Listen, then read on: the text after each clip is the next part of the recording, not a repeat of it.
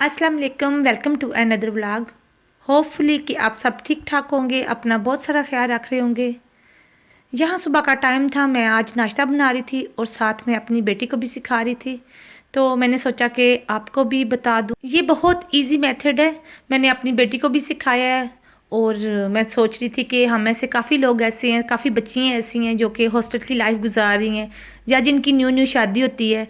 जैसे वो टेंशन में होती है कि उन्हें रोटी बनानी नहीं आती, नाश्ता बनाना नहीं आता।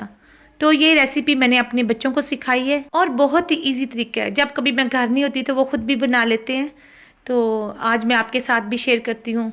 काफ़ी बच्चियाँ ऐसी हैं जिन्हें अभी तक आटा गूंदना भी नहीं आता। मेरी ये रेसिपी उन बच्चियों के लिए स्पेशल है जो हॉस्टल की लाइफ गुजार रही होती हैं। हॉस्टल में पता है खाना आप सबको पता ही होगा कि कैसे मिलता है। और ये बच्चियों के साथ साथ बच्चों के लिए भी है, क्योंकि ये बहुत इजी मेथड है। इसके साथ आप इजी तरीके से आटा गूंदने की जगह मिक्स कर लें। तो मैं ये तरीका आपसे शेयर कर देती हूँ। तरीका ये है कि 2 चम्मच मैंने आटा लिया है, 1 चम्मच मैंने मैदा लिया और 1 चम्मच आटा। आप चाहे तो 2 चम्मच आटा घर का भी यूज़ कर सकते हैं, आप चाहे तो 2 चम्मच मैदा भी ले सकते हैं। मैंने ये दोनों चीज़ें मिक्स कर ली, 1 चम्मच आटा और 1 चम्मच मैदा। फिर मैंने इसमें 1 टीस्पून नमक डाला है, आप डालना चाहती हैं तो डाल लें। 1 टीस्पून मैंने डाली है चीनी। तो फिर मैंने इसे ब्लेंड कर लिया अच्छी तरह।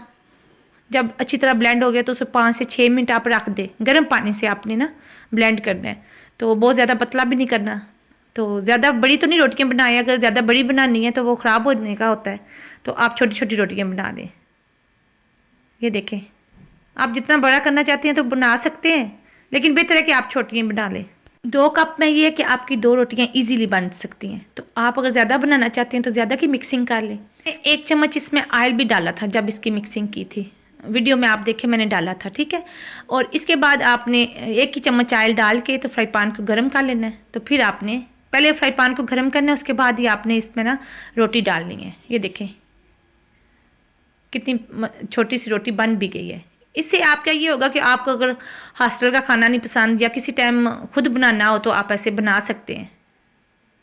और बहुत इजी मेथड है और बहुत जल्दी बन जाता है। आटे को गूंद के फिर थोड़ी देर रखना पड़ता है, लेकिन आप इसको उसी वक्त बना के 2-3 मिनट छोड़ दें और रोटी बना लें।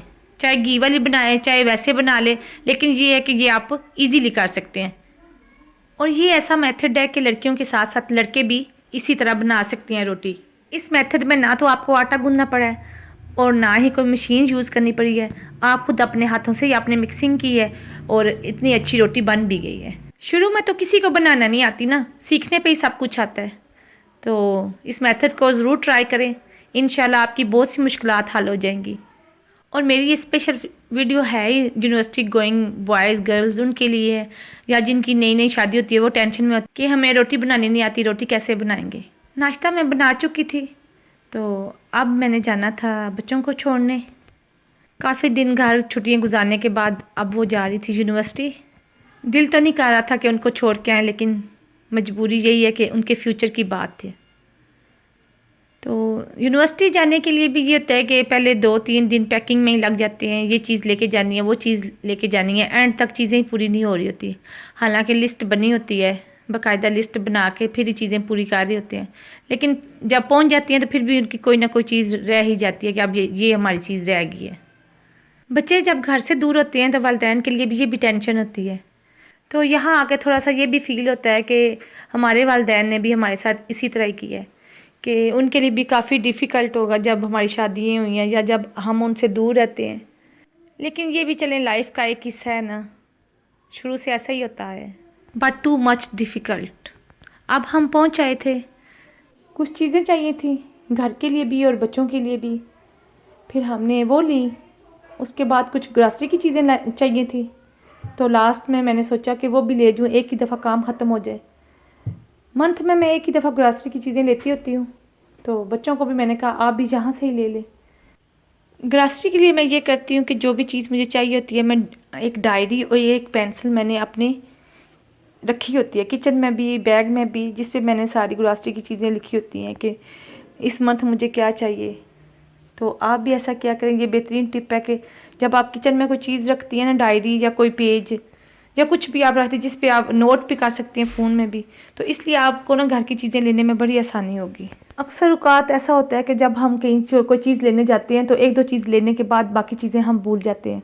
और ये तो किचन की छोटी छोटी चीज़ें होती हैं, लिखी हों तो फिर बेहतर है कि सारी चीज़ें मिल भी जाती हैं, टाइम भी बच जाता है।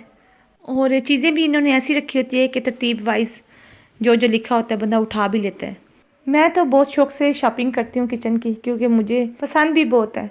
और जब किचन में कोई चीज़ हम बना रहे होते हैं, मतलब खाने के अलावा कोई डिफरेंट बना रहे होते हैं, तो वो चीज़ें कंप्लीट हो तो ईज़िली हम बना सकते हैं। बाज़ दफ़ा ये होता है कि घर में कोई होता भी नहीं है, तो ला के देने वाला कोई भी नहीं होता। ख़ासकर बेकिंग की चीज़ों में सारी चीज़ें पूरी हों तो तब जाके वो कंप्लीट होती है, एक चीज़ भी मिस ना हो। इसलिए शॉपिंग करते हुए इन छोटी छोटी बातों का ध्यान रखना पड़ता है कि किचन की सारी चीज़ें कंप्लीट ही हों, तो फिर पूरा मंथ ज़रूरत नहीं रहती। बच्चों को भी जो चीज़ें चाहिए होती हैं मैं उनको बोलती हूँ कि नोट बना लिया करें या डायरी पे लिख दिया करें, और जो चीज़ें चाहिए होती हैं वो एक ही बार लिया करें। ग्रॉसरी करते हुए एक बात का और भी ख्याल रखना चाहिए, हमें किसी ऐसी जगह से शॉपिंग करनी चाहिए ग्रॉसरी की जहाँ पे हमें सब चीज़ें ईज़िली मिल सकें। ग्रॉसरी हमने कर ली थी, तो काफ़ी ठंड होने के बावजूद इसके बाद बच्चों ने कहा कि हमने जूस पीने हैं। सब ने अपने अपनी फ्लेवर के जूस लिए। मुझे तो स्ट्रॉबेरी का जूस बहुत पसंद है। जूस काफ़ी मज़े का था, हालांकि उस तरह का अभी सीज़न नहीं है स्ट्रॉबेरी का, फिर भी टेस्ट अच्छा था। काफ़ी टाइम हो चुका था। आज का व्लॉग तो मेरा इसी तरह ही गुजर गया। उम्मीद करती हूँ कि आज का व्लॉग भी आपको पसंद आया होगा। कोशिश करूँगी कि मैं नेक्स्ट इससे भी अच्छे व्लॉग आपके लिए बनाऊँ। अपना बहुत सारा ख्याल रखें, दुआओं में याद रखिएगा। अल्लाह हाफिज़।